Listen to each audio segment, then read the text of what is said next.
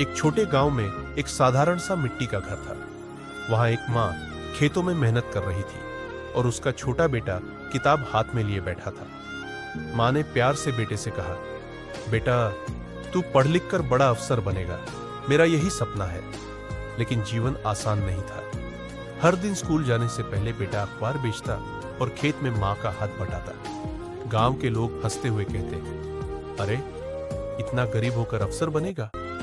बेटा चुप रहता, लेकिन मां की आंखों में उम्मीद की चमक कभी कम नहीं हुई। मां अपने बेटे के सपने को पूरा करने के लिए अपने त्याग की मिसाल पेश करती। उसने अपनी नई साड़ी बेच दी ताकि बेटे की स्कूल फीस भर सके। रात को बेटा देखता कि मां फटे कपड़ों में है और रो पड़ता है। समय बीतता गया। लड़का बड़े शहर में पढ़ाई करने चला गया। मां खेत में अकेली मेहनत करती रही और हर महीने थोड़ी थोड़ी रकम भेजती। फोन पर वह बस इतना कहती, बेटा बस पढ़ाई पर ध्यान देना, मैं ठीक हूं। धीरे धीरे मां की तबीयत बिगड़ने लगी। डॉक्टर ने कहा कि इलाज जरूरी है, लेकिन मां ने बेटे को नहीं बताया ताकि उसका ध्यान पढ़ाई से भटके नहीं।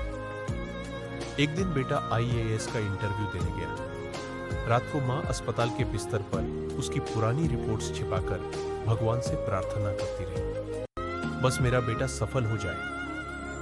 इसी बीच बेटा पास हो गया। खुश होकर उसने मां को फोन लगाया, लेकिन कॉल कोई और उठाता है और कहता, मां बहुत कमजोर हो गई है, अस्पताल में भर्ती है। बेटा दौड़ता हुआ अस्पताल पहुंचा। मां ऑक्सीजन पर थी। जब उसने बेटे को देखा तो मुस्कुरा कर बोली, मेरा सपना पूरा हो गया बेटा, अब मुझे चैन है।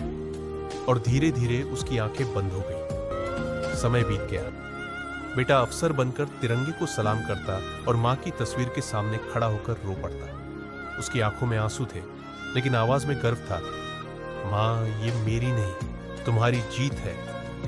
गांव के लोग अब वही कहते थे, देखो यही है उस मां की मेहनत का फल, जिसने गरीबी में भी अपने बेटे का सपना जिंदा रखा।